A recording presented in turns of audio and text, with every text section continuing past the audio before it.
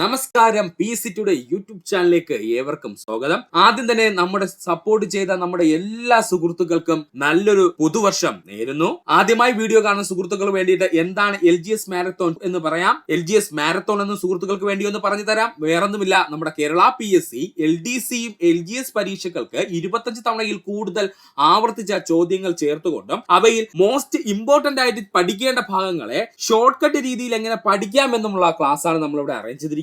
നമുക്ക് സമയം കളയണ്ട, നേരെ ക്ലാസ്സിലേക്ക് പോകാം. പെരിയാർ നദി ഉത്ഭവിക്കുന്ന മലനിര ശിവഗിരി മലനിര. പെരിയാർ നദി ഉത്ഭവിക്കുന്ന മലനിര ഏതാണ്? ശിവഗിരി മലനിര.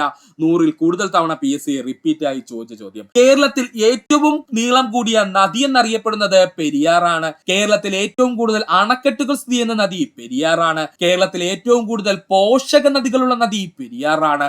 പ്രാചീന കാലത്ത് ചൂർണി എന്ന് വിളിക്കപ്പെട്ട നദി പെരിയാറാണ്. പ്രാചീന കാലത്ത് ചൂർണി എന്ന് വിളിക്കപ്പെട്ട നദി എന്ന് ചോദിച്ചാൽ പെരിയാറാണ്. കേരളത്തിൽ ഏറ്റവും കൂടുതൽ ജലവൈദ്യുത പദ്ധതികൾ സ്ഥിതി ചെയ്യുന്ന നദി എന്ന് ചോദിച്ചാൽ അതും പെരിയാറാണ്. ഈ എല്ലാ ചോദ്യവും 100-ൽ കൂടുതൽ തവണ റിപ്പീറ്റ് ആയി ചോദിച്ച ചോദ്യമാണ്.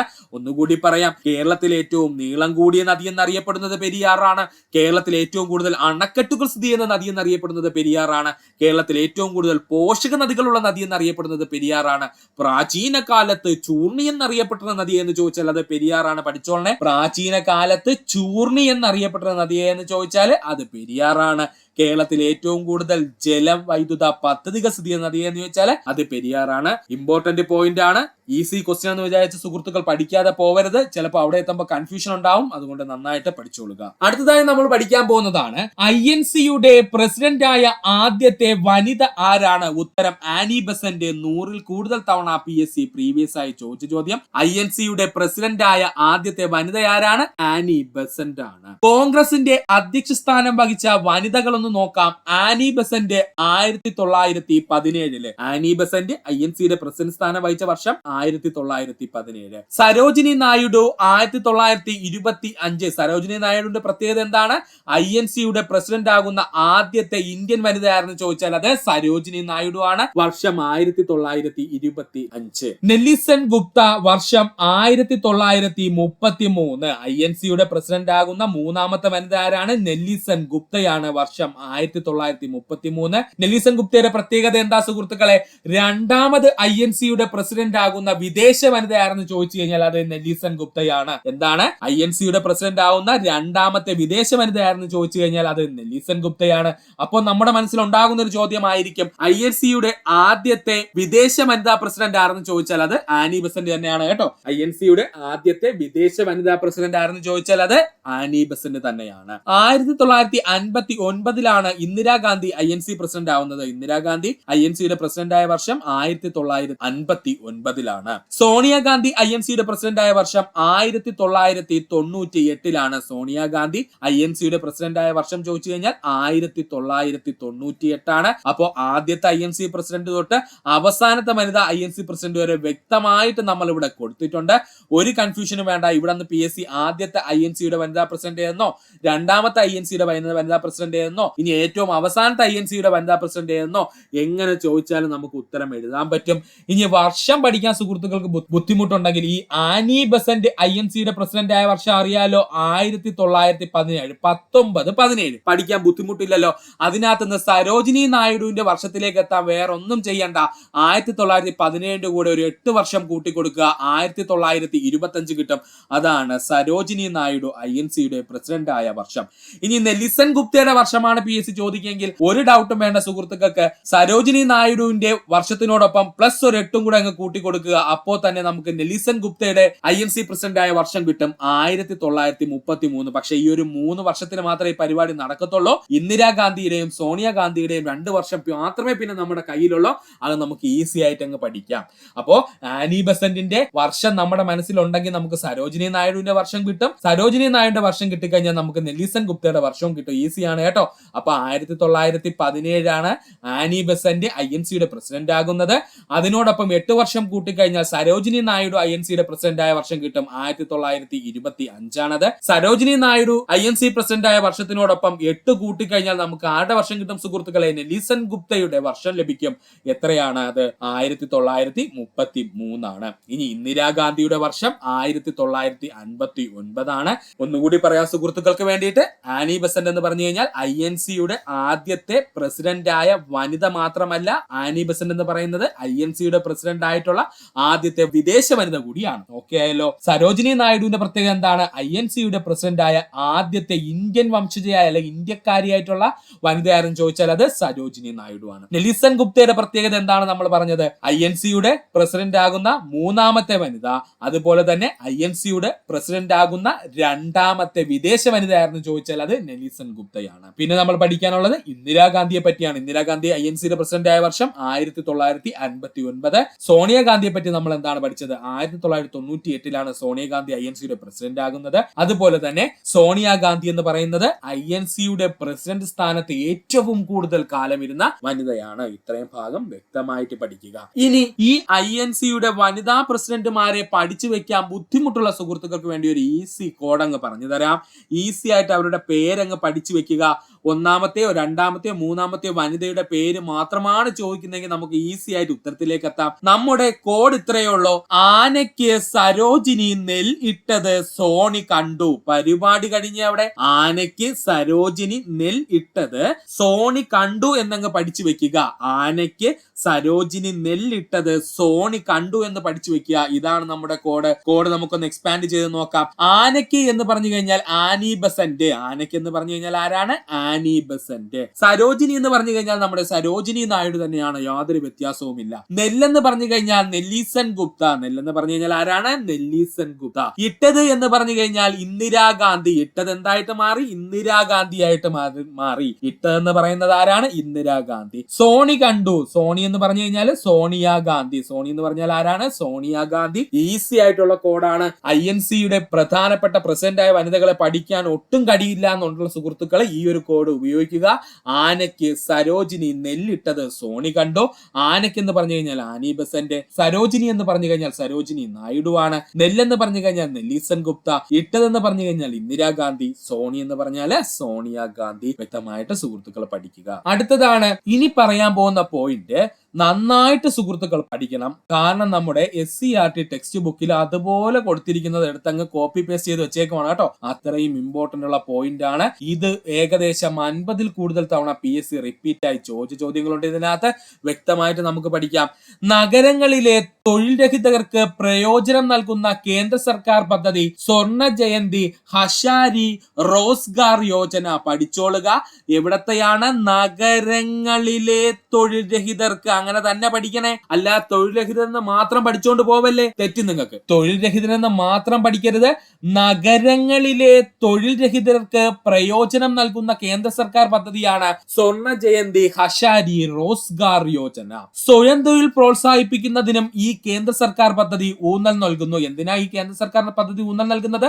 സ്വയം തൊഴിലെ പ്രോത്സാഹിപ്പിക്കുന്നതിന് വേണ്ടി. അടുത്ത പദ്ധതിയാണ് ഉച്ചഭക്ഷണ പരിപാടി. എല്ലാ ഗവൺമെന്റ് സ്കൂളുകളിലും 8ാം ക്ലാസ് വരെയുള്ള കുട്ടികൾക്ക് ഉച്ചഭക്ഷണം വിതരണം ചെയ്യുന്ന പദ്ധതി അറിയപ്പെടുന്ന പേരാണ് ഉച്ചഭക്ഷണ പദ്ധതി എന്നുള്ളത് മറക്കരുത്. എല്ലാ ഗവൺമെന്റ് സ്കൂളുകളിലും 8ാം ക്ലാസ് വരെയുള്ള കുട്ടികൾക്ക് ഉച്ചഭക്ഷണം വിതരണം ചെയ്യുന്ന പദ്ധതിയാണ് ഉച്ചഭക്ഷണ പരിപാടി എന്ന് പറയുന്നത്. സ്കൂൾ മുഖേന പോഷകമൂല്യമുള്ള ഭക്ഷണം ഉറപ്പുവരുത്തുന്നതും ഈ പദ്ധതിയുടെ പ്രധാനപ്പെട്ട ഒരു പോയിന്റ് ആണ്, മറക്കരുത്. സ്കൂൾ മുഖേന പോഷകമൂല്യമുള്ള ഭക്ഷണങ്ങൾ കുട്ടികളിൽ എത്തുന്നു എന്ന് ഉറപ്പുവരുത്തുന്നതും ഈ പദ്ധതിയുടെ ഒരു ഭാഗമാണ്.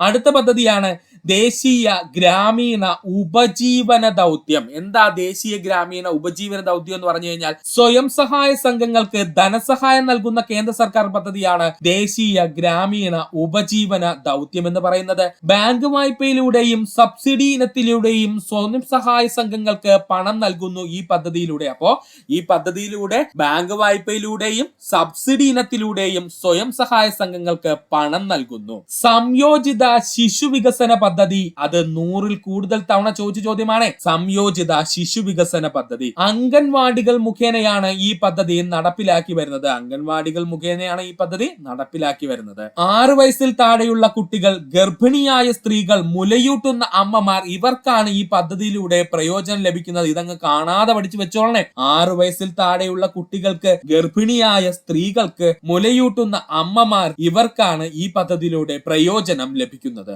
ഒന്നുകൂടി ഓടിച്ചു പറയാൻ ശ്രദ്ധിച്ചോളാം സുഹൃത്തുക്കളെ. നഗരത്തിലെ തൊഴിൽ രഹിതർക്ക് പ്രയോജനം നൽകുന്ന കേന്ദ്ര സർക്കാർ പദ്ധതി സ്വർണ്ണ ജയന്തി ഹഷാരി റോസ്ഗാർ യോജന. സ്വയം തൊഴിൽ പ്രോത്സാഹിപ്പിക്കുന്നതിനും ഈ പദ്ധതി എന്ത് ചെയ്യുന്നുണ്ട്? സഹായിക്കുന്നുണ്ട്. ഉച്ചഭക്ഷണ പരിപാടി എല്ലാ ഗവൺമെന്റ് സ്കൂളുകളിലും 8ാം ക്ലാസ് വരെയുള്ള കുട്ടികൾക്ക് ഉച്ചഭക്ഷണം വിതരണം ചെയ്യുന്ന പദ്ധതിയാണിത്. സ്കൂൾ മുഖേന പോഷകമൂല്യമുള്ള ഭക്ഷണം കുട്ടികളിൽ എത്തിക്കുന്നു എന്ന് ഉറപ്പുവരുത്തുന്നു. ദേശീയ ഗ്രാമീണ ഉപജീവന ദൗത്യം സ്വയം സഹായ സംഘങ്ങൾക്ക് സഹായം നൽകുന്ന പദ്ധതിയാണ് ദേശീയ ഗ്രാമീണ ഉപജീവന ദൗത്യം എന്ന് പറയുന്നത്. ബാങ്ക് വായ്പയിലൂടെയും സബ്സിഡി ഇനത്തിലൂടെയും സ്വയം സഹായ സംഘങ്ങൾക്ക് പണം നൽകുന്ന പദ്ധതിയാണിത്. അടുത്തത് സംയോജിത ശിശു വികസന പദ്ധതി. അംഗൻവാടികൾ മുഖേനയാണ് ഈ പദ്ധതി നടപ്പിലാക്കി വരുന്നത്. 6 വയസ്സ് താഴെയുള്ള കുട്ടികള്, ഗർഭിണിയായ സ്ത്രീകള്, മുലയൂട്ടുന്ന അമ്മമാർ, ഇവർക്കാണ് ഈ പദ്ധതിയിലൂടെ പ്രയോജനം ലഭിക്കുന്നത്. മേൽപ്പറഞ്ഞവർക്ക് കൃത്യമായ രീതിയിൽ പോഷകാഹാരം ലഭ്യമാക്കുന്നതാണ് ഈ പദ്ധതിയുടെ പ്രത്യേകത, മറക്കരുത്. അടുത്തതാണ് അന്നപൂർണ പദ്ധതി. എന്താ അന്നപൂർണ പദ്ധതി എന്ന് നമുക്ക് നോക്കാം. സ്വന്തമായി വരുമാനമില്ലാത്ത 65 വയസ്സിന് മുകളിൽ പ്രായമുള്ള വ്യക്തികളെ ഉദ്ദേശിച്ചുകൊണ്ട് നടപ്പിലാക്കിയ പദ്ധതിയാണ് അന്നപൂർണ പദ്ധതി. ഈ 65 അണ്ടർലൈൻ ചെയ്തങ്ങ് മനസ്സിൽ വെച്ചോളണം കേട്ടോ. സ്വന്തമായി വരുമാനമില്ലാത്ത 65 വയസ്സിന് മുകളിൽ പ്രായമുള്ള വ്യക്തികളെ ഉദ്ദേശിച്ചുകൊണ്ട് നടപ്പിലാക്കുന്ന പദ്ധതിയാണ് അന്നപൂർണ പദ്ധതി. അന്നപൂർണ പദ്ധതി പ്രകാരം എല്ലാ മാസവും 10 കിലോ അരി റേഷൻ കട മുഖാന്തരം ലഭ്യമാക്കുന്നു. മറക്കരുത്, അന്നപൂർണ പദ്ധതി പ്രകാരം എല്ലാ മാസവും 10 കിലോ അരി റേഷൻ കടകൾ മുഖാന്തരം എന്ത് ചെയ്യുന്നു? നൽകപ്പെടുന്നു. അന്ത്യോദയ അന്ന യോജന ദാരിദ്ര്യരേഖയ്ക്ക് താഴെയുള്ള ഏറ്റവും പ്രയാസപ്പെടുന്ന കുടുംബങ്ങൾക്ക് പ്രയോജനം നൽകുന്ന പദ്ധതിയാണ് എന്തെന്ന് പറയുന്നത്? അന്ത്യോദയ അന്ന യോജന എന്ന് പറയുന്നത്.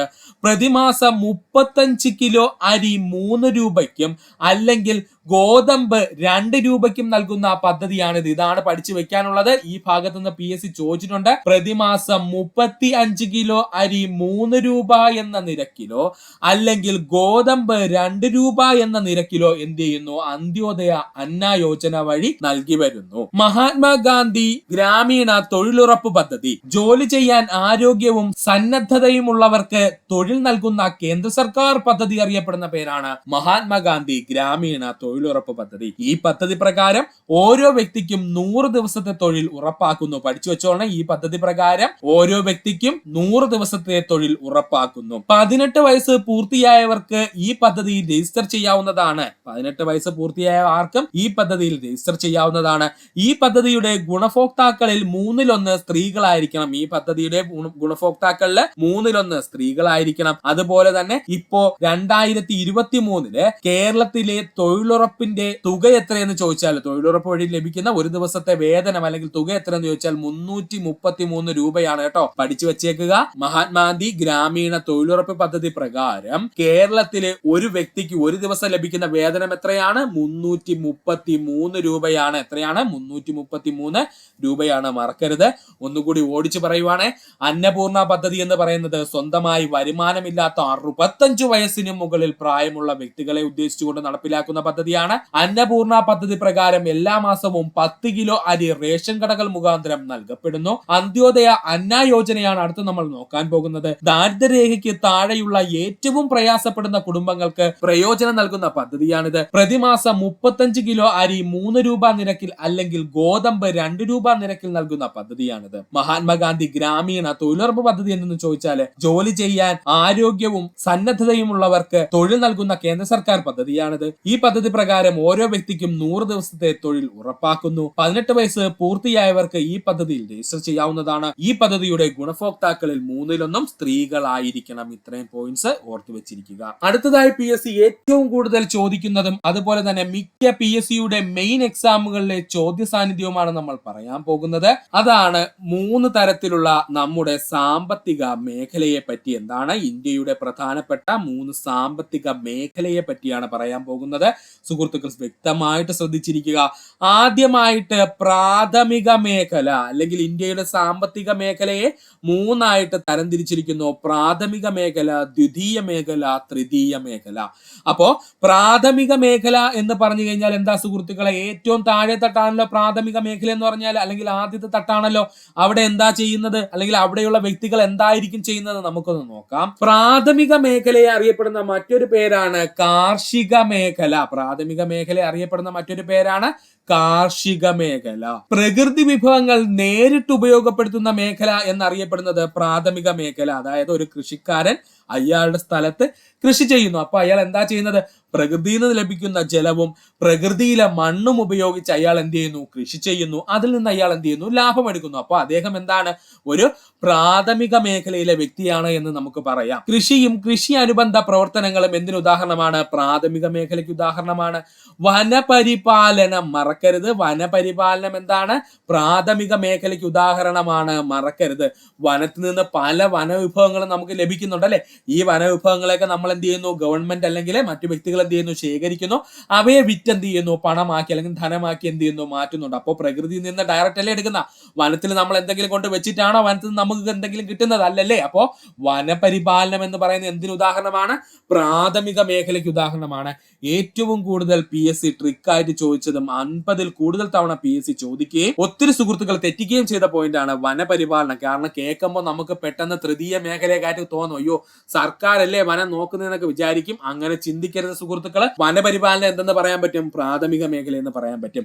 മത്സ്യബന്ധനം പ്രാഥമിക മേഖലയ്ക്ക് ഉദാഹരണമാണ്. മത്സ്യം എവിടെ നിന്ന് വന്നു? നമ്മുടെ പ്രകൃതിയിൽ തന്നെ ഉള്ളതാണല്ലേ മത്സ്യം എന്ന് പറയുന്നത്. കടലിൽ കിടക്കുന്ന മത്സ്യം എന്ന് പറയുന്നത് നമ്മുടെ പ്രകൃതിയിൽ ഉണ്ടാകുന്ന മത്സ്യമാണ്. അതിനെ നമ്മൾ എന്ത് ചെയ്യുന്നു? പിടിക്കുന്നു, അതിന് വിപണനം ചെയ്യുന്നു, നമ്മളെ എന്ത് ചെയ്യുന്നു? പണം ലഭിക്കുന്നു. പ്രാഥമിക മേഖല. ഇപ്പൊ സുഹൃത്തുക്കൾക്ക് ഒന്ന് മനസ്സിലായി കാണുമല്ലോ എങ്ങനെയാണ് പ്രാഥമിക മേഖല തിരിച്ചിരിക്കുന്നതെന്ന്. ഇനി ഖനനം എന്താണ്? പ്രാഥമിക മേഖലയ്ക്ക് ഉദാഹരണമാണ് ഖനനം. ഖനനം എന്ന് പറഞ്ഞു കഴിഞ്ഞാൽ സ്വർണമായാലും വെള്ളിയായാലും അല്ലെങ്കിൽ മറ്റെന്ത് വസ്തുക്കൾ, ഇരുമ്പായാലും ഒക്കെ എന്ത് ചെയ്യണം? നമ്മൾ നമ്മുടെ പ്രകൃതിയിൽ സ്വാഭാവികമായിട്ട് കാണുന്നതാണ്.